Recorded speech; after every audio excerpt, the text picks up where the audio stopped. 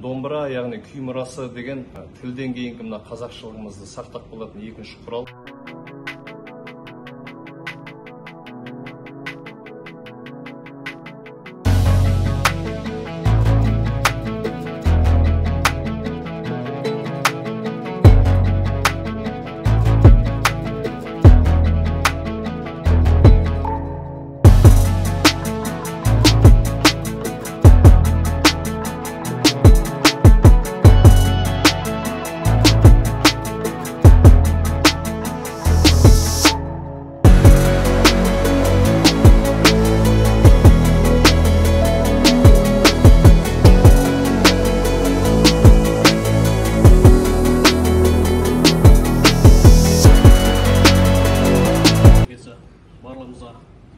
Шалған құрбандықтарыңыз қабыл болсын. Жалпы тіл өлсе, ұлт өледі. Ұлт өлсе, сол ұлтпен бірге тарихы, салт дәстүрі, тұрмысы мен философиясы өледі екен.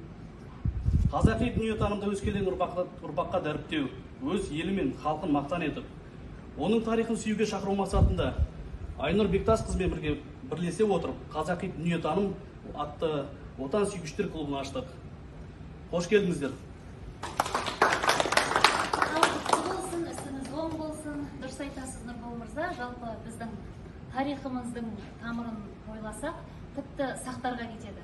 Сол сақтар кезінде өркениеттің сондай шарықтау шағында болған, сол заманнан осы кезге жеткен ұлттық құндылықтарымыз, домбыра, бірнеше құндылықтар жетті, соларды дәріптеу бүгінгі қазақ баласының басты парызы деп ойлаймын. Ол яғни сіз және біз. Бүгінгі кештің тақырыбы нағыз қазақ домбыра. Бұл тақырып кездейсоқ болған жоқ. Күні кеше ғана республикалық деңгейде аталып өтілді ұлттық домбыра күні. Және әрбір халықты елестетсе, олардың рухани тілі ретінде ұлттық аспабын елестетеміз. Ал қазақты домбырасыз елестету мүмкін емес. Бүгінгі кешімізде біздің құрылған Қазақи дүниетану клубының белсенді мүшелері және арнайы шақырылған қонақтар бар. Соның ішінде Сарбас Хамзеұлы ағамыз отыр, және Үстілеу Түсіпов, Қазақстан Республикасының журналистер одағының мүшесі, ақын термеші. Ол кісі де келу керек, хабарласып жатыр, бір шұғыл шаруалар қапты, сол кісі де болады. Сұрақтарыңыз болса, қойып отырыңыздар. Ендеше құрметті қонақтар, дәл қазір біздің клубтың дайындаған видеоролигіне назар аударайық. Нағыз қазақ қазақ емес, нағыз қазақ домбыра. Домбыра қазақтың жаны, рухы, тарихы, салт дәстүрі, бүкіл бітім болмысы. Ұлттық аспабымызды төрткүл дүниеге алғаш танытқан Әміре Қашаубай 1925 жылы Париж төрінде ән салып, Еуропа халқына мәдениетімізді паш етті. Жалпы домбыра жайлы алғашқы документтелген жазбалар 14 ғасырдың деректерінде кездеседі. Дегенмен, бұл домбыраның толық жасын көрсетуге негіз емес. Себебі, археологиялық қазба жұмыстары, тасқа түскен ескерткіш зерттеулерге сүйенер болсақ, домбыраның пайда болуы ежелгі түркі дәуірінен бастау алады. Алғаш домбыраның пайда болған жері түркі халықтарының киелі мекені Алтай тауы болып саналады. Күй атасы Қамбархан алғашқы домбыра аспабын жасаушы, күй шығарушы. Бұл әрине мифологиялық дерек көзі. Жалпы Қамбар ата бейнесі күллі түркі жұртына белгілі, есімі аңызға айналған тұлға. Домбыраның сан түрлі қыры бар. Атап айтар болсақ, домбыраны үйрену ол еңбек. Домбырада орындалған күй мазмұнын елестетіп, әңгімелей білу, бейнелеу. Орындалған күй аңызы мен ән әңгімесін айту тарих. Домбыра арқылы тең айтысқа түсу, ойдың еркін әрі ашықтығы демократия. Ән дауысын реттеп, шынықтыру ол вокал. Аспап жасау, оны күту деңгейлері шебердің өнері. Домбыра өнерін толық меңгеріп, оны халық алдына шығып, орындау артистизм, театр. Қалың қазақ еліне домбыра күні құтты болғай.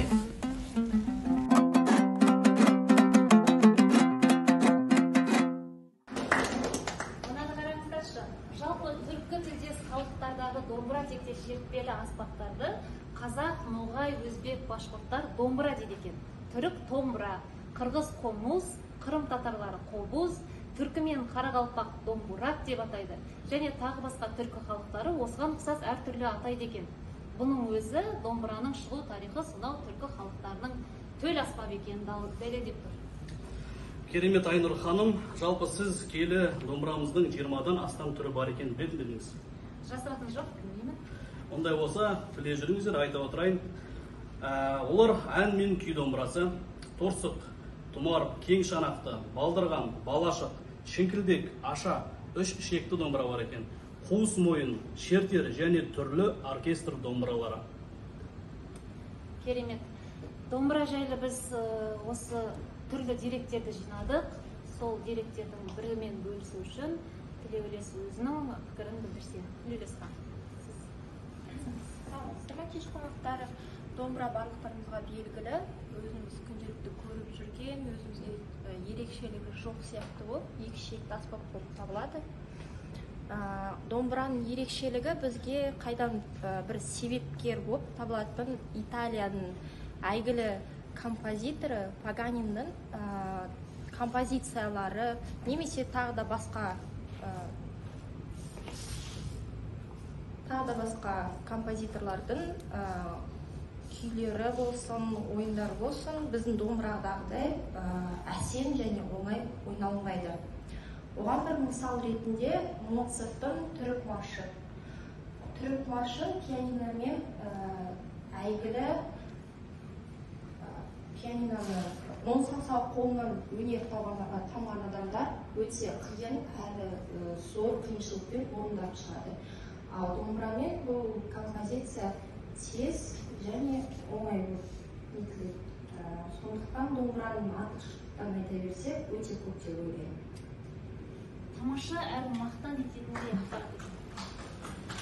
Дұрыс айтасыз Айнұр ханым, шынымен домбыра құрылымы жағынан өте қарапайым болып көрінгенімен, осыншама мүмкіншілігі зор екені, бұл да бір домбыраның құдіреті. Ендеше кешіміздің, кешіңіздер, кім біздің кешігіп жатыр қонағымыз.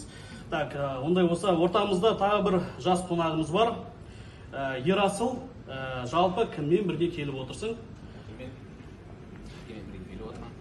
Мезауытты дейді. Бәрекелді Ерасыл 3 ай ғана болған екен домбыра үйірмесіне қатысып жүргеніне, осыған қарамастан бүгін бізге келіп, күй тартып, өнерін бөлісем деп отыр. Күй нар ағашы. Бақылып.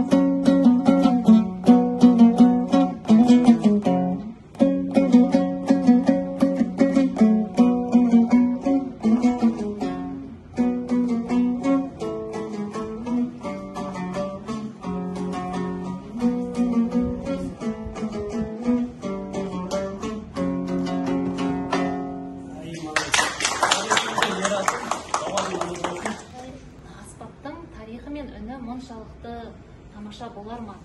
Домбыра тек музыкалық аспап ретінде ғана емес, сонымен қатар оны ата-бабамыз емшілік құрал ретінде де пайдаланып келген екен. Оған мысал ретінде Тәттімбеттің Қосбасар күйі, қазақ даласының батыс өңірінде пайда болған Ақжелен күйі. Яғни бұл күйдерді 62 рет орындаған кезде 62 тамыры ашылып, адам сырқатынан айығып, дертке дауа болған сондай қасиеттері бар екен. Айнұр ханым, осы тұста мен де бір қоса кететін бар.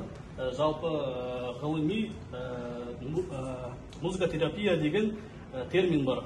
Ол 21-ші ғасырда ғалымдарымыз қазір дәлелдеп шығып жатыр. Осы музыканың үнімен адамды емдеуге болады екен. біздің дана бабаларымыз осыдан сан ғасырлар бұрын осы күйдің сырын сол кезде ақ білген екен. Қандай ғажап. Иә. Бәрекелді. Ал құрметті қонақтар, бүгін біз жаңа Бастілеу ағамыз кешігіп жатыр. Сонда да келіп қалар деген үміттеміз. Дегенмен бүгінгі кештің арнайы қонағы отыр. Ол кісі есімі Ұлытау, Қарағанды облысы көлеміне кеңінен танылған ұста, домбыра шебері, елімізде өтетін шеберлік байқауларда түрлі дәрежедегі жеңімпаз иесі Жүнісов Сарбас Хамзеұлы отыр. Сарбас аға, қош келдіңіз. Баяғы бермен нұрекеев айтып екен, қолыма не сөзсем тосып айта берем, тұрмасам сөйлемеймін. Ассалаумағалейкум, құрметті жиынға қатысушы жастар, келген қадамдарыңызға Алла нұры жаусын. Біріншіден мынау құрбан айт мерекелері құтты болсын. Бүгін керемет жиын ұйымдастырып жатыр екен жастар, молодец. Бұл енді екі шектің бірін қатты, бірін сәл-пәл кем бұра. Нағыз қазақ, қазағымыз, нағыз қазақ домбыра деп Қадыр Мырзалиев айтады. Қазақтың барлық қайғысын, қазақтың барлық кім бар одан сүйікті, қазақ домбыра ғана білікті дейді. Қазақтың барлық қайғысын, кім бар одан сүйікті дейді. Тұманбай Молдағалиев айтады. Бұның бар неге айтуға, бұл енді қазақтың әлем ғасырдан бері серік болып кеткен домбыраны қадірлегеннен кейін түсінгенге шыққан әңгімелер ғой енді. Бұл қыздар жақсы доклад жасады, домбыраның қай заманда, қай ғасырда шыққан ешкім дәлдеп айтамайды. Бірақ негізі түркі тілді халықтардың барлығының аспабы, оның ішінде бүкіл осы қазір түркіменің бар, өзбегің бар, қырғызың бар, тәжігің бар, барлық ұлттардың аспабы естіліп келеді. Бірақ олардың атаулары өзгерген. Біреулері дембира дейді, біреу домбыра дейді, біреу даңғара дейді. Енді біраз бір-екі аңыздан мысал келтірейін.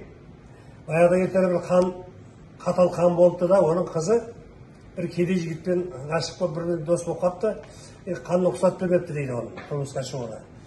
Сөйтіп бір күн қанын біліп қойып, қызбен жігітті қарасың, жігітті тағы қашты. Оған қызы қайғырып, жылап еңіреп жүріп, енді амал жоқ, дүниеге ұл мен қыз келтіріпті. Оның хан намыстанып, ел біліп қоймастық, ұл мен қызын өзінің шабармандарынан көзін құртыңдар деп жалмауыз кемпірді дейме біреуге беріп жіберген. Ол апар, айтқанда бізге талғалып кетті екеуінің жерге. Сонымен қызы қайғырып,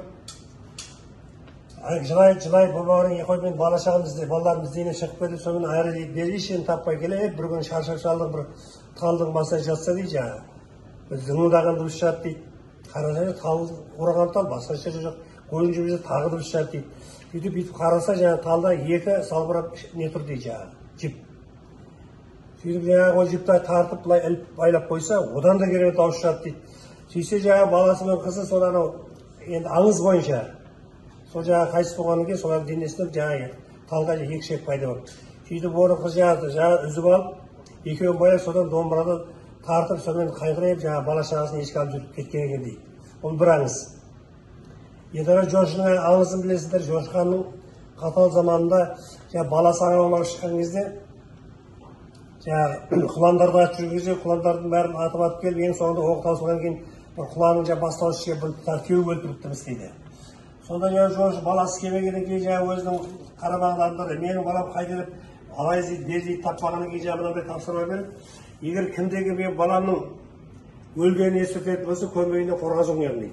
Соның бәрі қорқады айтуға, не істерін білмейді.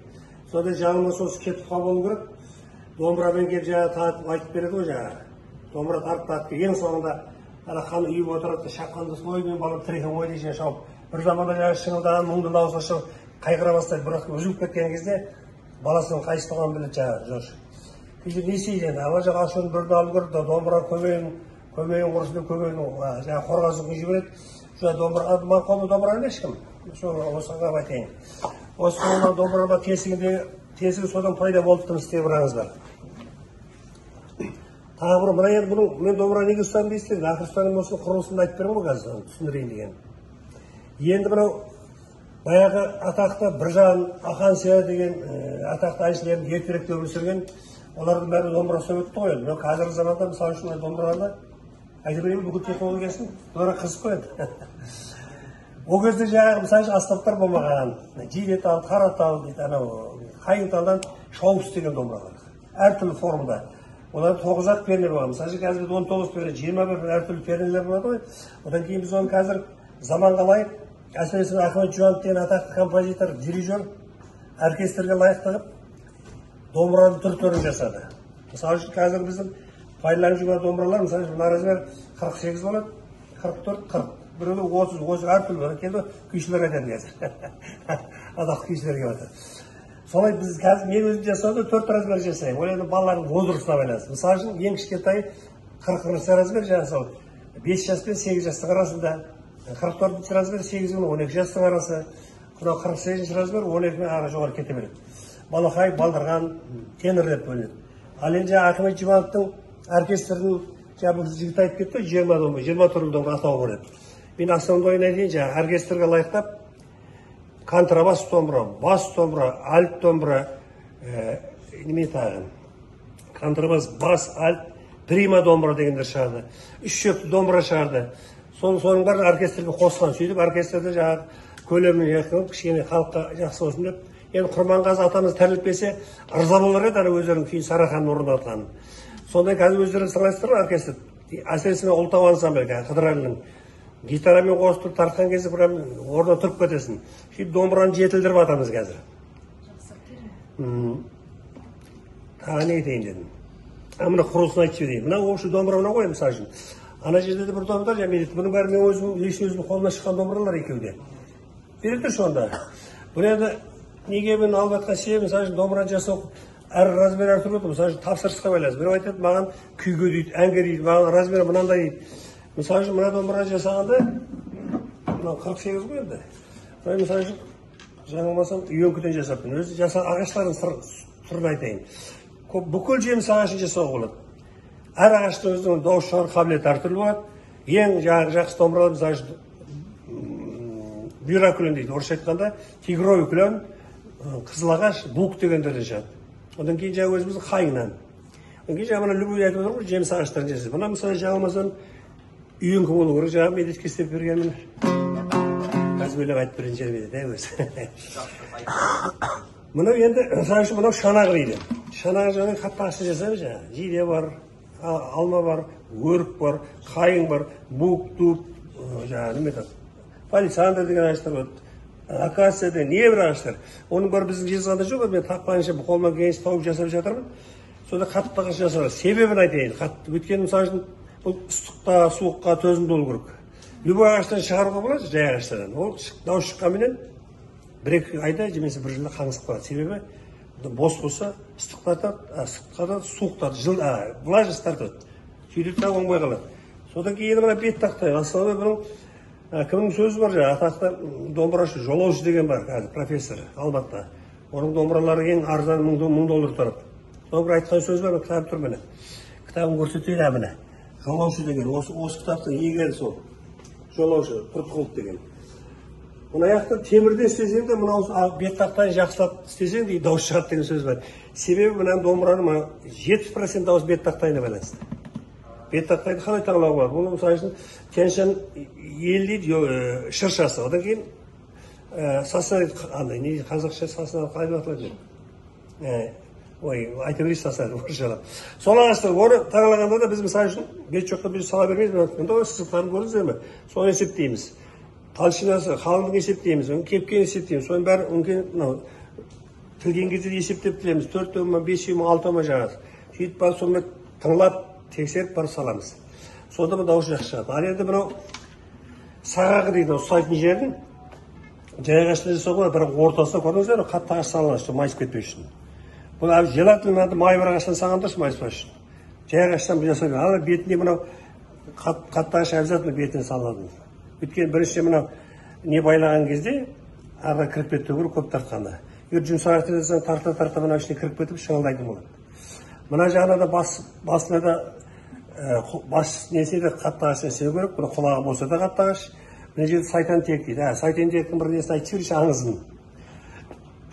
Біреу домбыра істемек тартпақшы бір ағашқа шек байлап қойып, былай тартады, бір дыбыс шықпайды дейді ешқандай. Мына сайтан, мына жақта ағаш, сайта ағаш сал жешті бір айтыптыңыз бір. жанында тұрамын. Сөйтіп маған салды да, сөйтсе дауыс шыға бастады. Содан кейін содан бастап шайтан тілек деп аталады екен мынау. А мына обычный тілек тиек деп аталса, мынау шайтан тиек деп аталады. Атауы. Мынау құлақ болса, мынау басы, мынау шанағы. Енді домбыраның қозын атадым. Ал енді әртүрлі мына домбыра неге мен көрсетейін деген, мына мысалы үшін ойларды домбыраның жасау шеберлігіне несіне байланысты, көзқарасына. Ойлап істейді, басқарып істейді, әртүрлі сәндеп. Және тартып қана әнші бала. Енді нағаш жұмсақтау, сонда ойға ыңғайлы болған. Құрылысын айтты, енді бағалары, ол мысалы ертеректе домбыраның құны бір қойдың бағасы болған. Бір қойдың білесіздер, қазір кемде 60-70-80-ге, сол жобада есептейді. Ал енді сәндей берсең, ағашын қазір, мысалы үшін қазіргі Қытайдың киімі мен түріктің киімі сияқты бар, екеуі бірдей болып жылтырап тұрады, бағасы екі есе. Сол сияқты ғой домбыраға. Неғұрлым материал қымбат болса, дауыс жақсы болса қымбаттай береді. Ал өзім домбыраларым сол 40 мың 100 мың арасында халыққа жаңағы алуынан ыңғайлы. Алматының мен сияқты мастерлер 100 мыңнан төменге домбыра бермейді. Бұнда айтып қояйын, қазір бизнестің заманы ғой енді. Сол енді тағы егер сұрақтарыңызды сұрай беріңіз, айта беремін. Бұл домбыра туралы әңгіме айтыла береді, сұрайын. Жалпы Сарбас аға айтыңызшы, домбыра жасау сондай ыждаһаттылықты, мұқияттылықты талап етеді. Сізге не күш береді? Біріншіден өзім өнердің адамы болып келдім, жасында енді осы өнер құмар болдым. Негізі мамандығым гитара мен эстрада ансамбль басқарамын, мектепте де, жұмыста да. Осы жазған келгенде 26 жылдың көлемі болды. Өзімен бір ескі домбыра алып келген, бір сынып қалды, осыны жөндеп көрейін дедім. Кейін басталып кетті, сонымен домбыра жасап кеттім. Өзім бұрын жасымнан ағашқа шеберлігім бар тұр, мебель жасай бередім де, стол. Ағашқа қолымнан епсілікті барды, бірақ ағашымның өзі өнерлі кісі болған. Шешемнің ағасы өнер, содан барған шайды ойлаймын. Ал енді не күш береді дегенде, қазірдің өзінде мысалы пенсиядан көрді, 70-ке қалдық жасымыз. Былайша бір апта жұмыс істемесем ауыра бастаймын. Қалай домбыра отырып бастаймын, соны уже бір какой-то не береді, маған бір күш береді. Ауырыммен жазылып кеттім, бір орысша айтқан удовольствие, қазақша рахаттанамын. Түсінікті ме? Өте керемет, рахмет. Сарбас аға, сізге негізі бірнеше сұрақ дайындаған едік, бірақ біраз сұрағымызға сіз жауап беріп тастадыңыз осы уақытта. Айтыңызшы, осы тағы бір сұрағымыз бар. Осы жаһандану заманында домбырамыздың болашағы қандай? Жалпы, мысалы мына гитараны алып қарайтын болсақ, оның ішегін жасайтын арнайы зауыттар бар екен. Ал біздің домбыра келешекте заманның қалдық аспабы болып қалу мүмкін, ондай бар ма қауіп? Жоқ, енді былай. Домбыраның мысалы үшін негізгі ертеректе домбыра ішегін ешкінің ішегінен жасаған. Ол бір керемет дауыс берген. Енді қазір заман байланысты, ол енді әлде де мысалы кейбір облыстарда қолдан жасаған ішектер тартатындар бір күйлерге арналады. Ол күйді мысалы үшін күйшілер біледі ма, отырған күйші. Бірден жақсы бір керемет дауыс бергісі келеді, бір күй жеткізуге оған шегі сондай шек салатындар бар. Бір күйді жеткізумен жалпылама бәрі жарай бермейді. Мысалы топ бойы тартқан кез қаттарды үзіліп кетеді ол, ұзаққа барады өшектер. Сол себепті бірақ балықтың есіктің салады, оның үйтеуін кезген самайыз бұны. Ол шетелде әсіресе Жапониядан шектер жасы үзілмейді, қымбат жақсы. Ал енді болашағын айтайын десем, гитара белгілі, гитара бүкіл Европа, бүкіл дүние тартады, домбыраны түрік халықтар тартады деп атамыз ғой. Енді мына біздің Ұлытауға ырза болатын Ұлытау ансамблі, Қыдырәліге домбыраны бүкіл дүниеде танытып жатыр ғой. Неге қосып? Ансамбль деме немеден, группаға қосып. Сол жерде даже ана кім, ана бір күйші деме тартады кім еді? Әртүрлі произведение ойнайды, атын ұмытады. Айтшы ана. Асылбек деген жігіт бір бүкіл менің композиторлардың, даже кімнің Бетховен елерінен ойнайды. Сакстық домбыраның болашақта не тағы бір айтып кеткен. Қазақланып келетіміз ғой. Мысалы, именно біздің Қазақстанда қазір бұрын 70% орысша сөйлейтінен қазір байқайсыздар ма? Қазақтың сөйлейтіндер көбейіп кетір. Значит, қазақша сөйлеп өзіміздің ұлтымызға қайтадан салттан көше бассақ, домбыраның қадірі арта береді деп ойлаймын. Әр үйде бір домбыра тұрса, мысалы, ассалаумағалейкум кіріп домбыраны көрген адамына бір какой-то сол үйде ыстық сезім пайда болады. Өздеріңіз байқасаңыздар, байқадыңыздар, білмеймін. Өйткені анайда қазақы дәстүр бар деген сөз. Ол деген сөз болса, дастарханнан саған жақсылап күтеді деген сөз. Емес ана жерде бір скрипка, бір тұрса бір түрлі қаласың ғой. Солай емес пе? Сол жерде домбыраның қадірі күннен күнге өсе береді деп ойлаймын, ешқандай жойылмайды. Даже бұл домбыраның болашақта біз даже ана бір айтайын тағы бір ансамбль бар, домбыраны электрический алғандар ойнап жатыр группа. Ол да болса домбыра шетелдік дүниесіне таныту үшін істеген болу керек. Жалпы негізі домбыраның осы күйінде қалғаны дұрыс деп ойлаймын осы дыбысыменен. Оның қазір 2-3 мен әнші дәлелдеп береді, өлең айтып, тауысын. Сонымен бұның болашағы еш уақытта жойылмайды деп ойлаймын. Осындай бабадан қалған асыл мұраны кәсіп қылып жүрсіз. Бүгінгі таңда сіздің шәкірттеріңіз бар ма? Шәкірт былай жерде өзім балаларым істейді, бірақ қолдары тимейді. Жалпы бір жігіттер келді, мен бірақ мынандай талап қойғам. Екі сөйлемейді, өтірік сөйлемейді, еңбек көріп болсаң ғана үйретемін. Әлі бір тапсырмалар берем, кешігіп қалды, уақыт болмай қалды деп айтқаннан кейін кете бер деймін де, өзім екі сөйлемейтін жігіт сондай талап қойып жүрмін.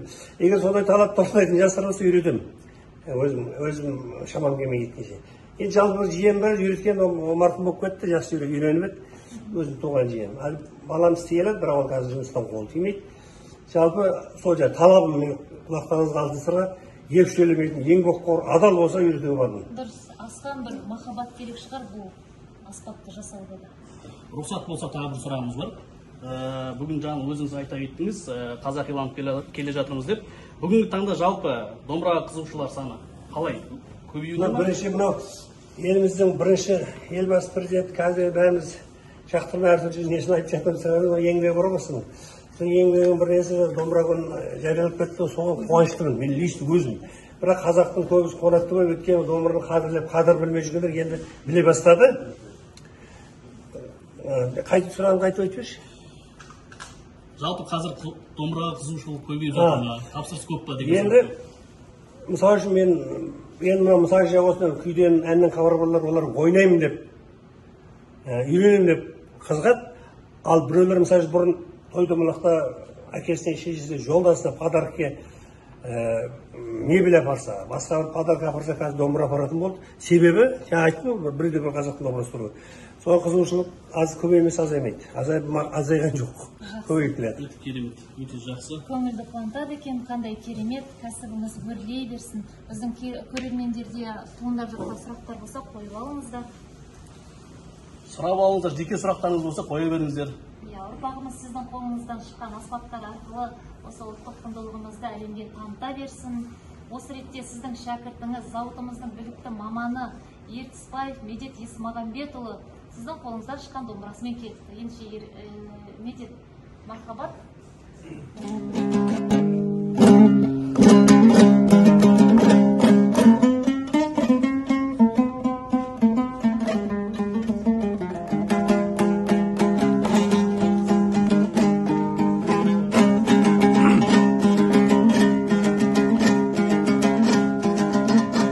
Ойламаңдар жігіттер, басқа дәурен тұрмайды. Өтіп бір кеткен сұм жалған, қайтып бір мойнын бұрмайды. Адам қонақ өмірге бір күні қолын бұлғайды. Тірліктің түбі белгісіз, ағын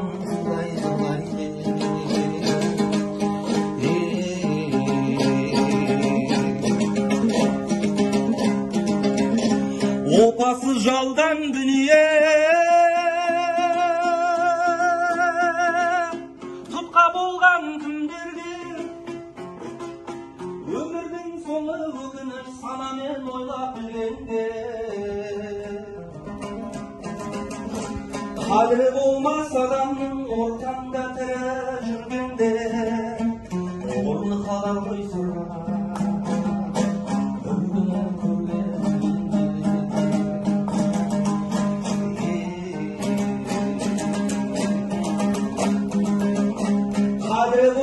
адамның ортаңда тірі жүргенде орны қалар ойсыра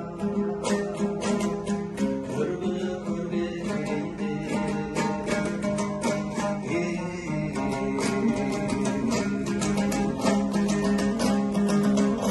қызыл түлкі секілді уақыт сайқал алдайды. Байлықты қусаң базарлап түбінде саған сол қайғы. Бағыңды өскен бәйтерек күтімін тапсаң солмайды. Орлықпен тапқан мал арам өзіңе қайыр болмайды.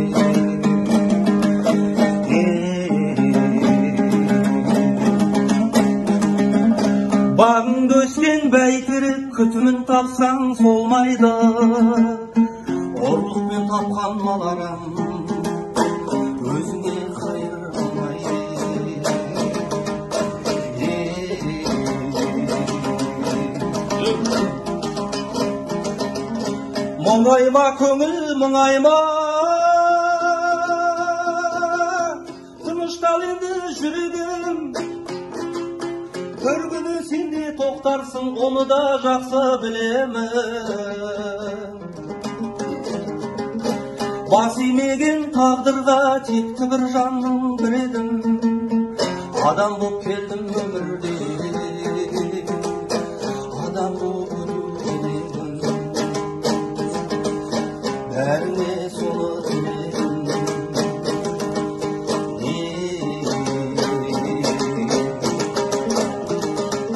Бас имеген тағдырға текті бір жанның бір едім.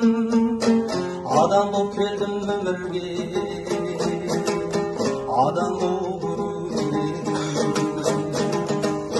Бәріне соны тіледім.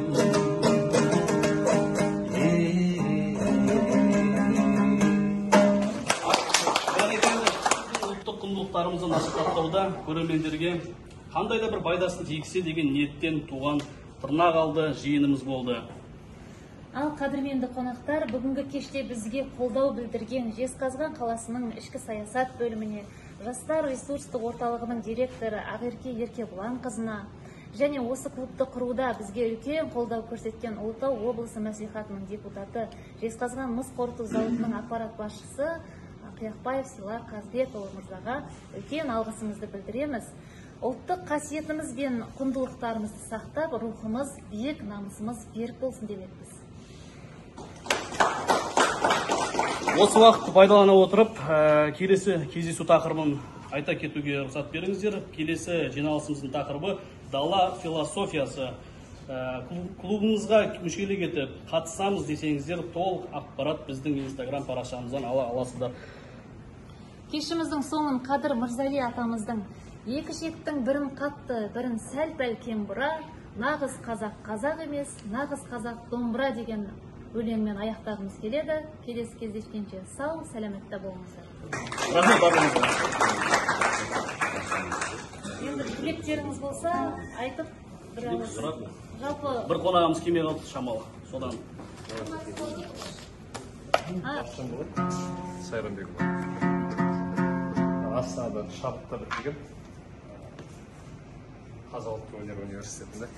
Сосын осы кеше естідік, кешкісін осында кездесу болатын, келіп шамалы көрмек бір ой болды. Енді рұқсат болса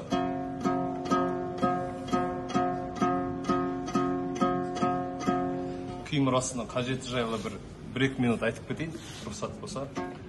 Жалпы енді біздерде бір кемшілік бар бұл жерде.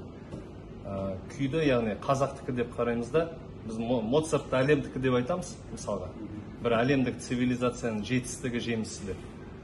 Негізінде жалпы Құрманғазы, Дәулеткерей, Тәттімбетті де әлемдік цивилизацияның жемісі деп қарау керек. Бөлшектемеу керек.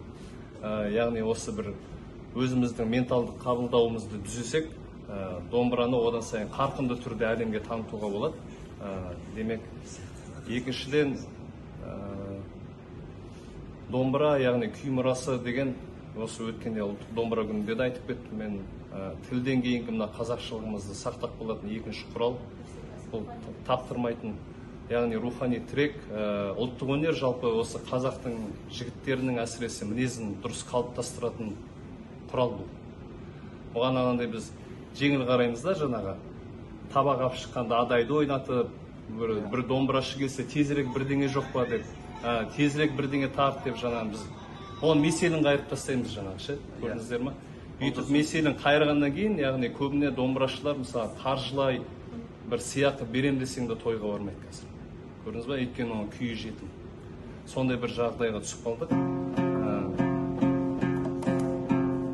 Сондықтан тәрбие тал бесіктен басталады дейді. Домбыраны қабылдауды үйрету керек балаларға кішкентай кезімізден. Сол кезде жағдай түзеледі деп ойлаймын. Енді сіздерге не тартсам болады. Енді жарқын мысал ретінде мен қазір сіздерге анандай бәрінің құлағына жатып қалған күй тартпай ақ қояйын. Қызық болсын, бір эксперимент ретінде күйдің тарихын айтып отырып орындап берейін, рұқсат болса. Оқыған жігіттер, оқыған жігіттер. Молодец. Ана Бақыт Басқараев деген күйші атамыз бар біздің Ақтөбелік. Сол кісі 5 жасында әкесімен Арал теңізіне шықты балық аулауға. Содан балық аулауға шыққан мезетінде жаңа кенеттен дауыл басталып, жаңа су толқып кеткен ғой. Қайықтың ішін су ала бастаған. Содан ол кісі жаңа бір қолына ескегін алып, бір қолына ожауын алып, жаңағы суды төгіп отырып, бір қолмен жағаға ескен ғой. Сөйтіп алып шыққан. Жаңа өздерін сөйтіп бір ажалдан арашалап алған болса керек. Содан кейін жаңа Бақыт Басқараев атамыз айтады да, енді есіме түскен сайын осы бір сол толқында әлі бір өзім бойыммен сезініп жатқандай болам деген екен. Сол толқында деп сол күйді сол кезде шығарған сәті. Енді бір елеске қиялға салып көрсеңіздер, түсіну оңай негізінде. Тек зейін керек оған.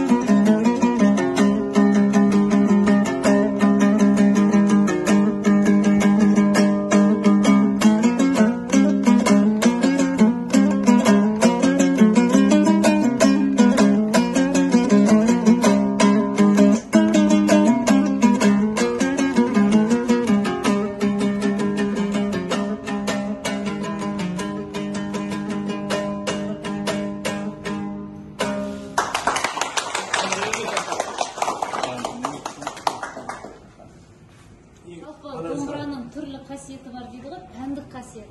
Домбыраның осы күйдің тарихын айта отырып ойнау, ол тарихтан екен. Жаңағы бейнероликте көрсетіп кеткендей. Рахмет сізге, мыңда бір алғыс, өнеріңізге нұр жаусын.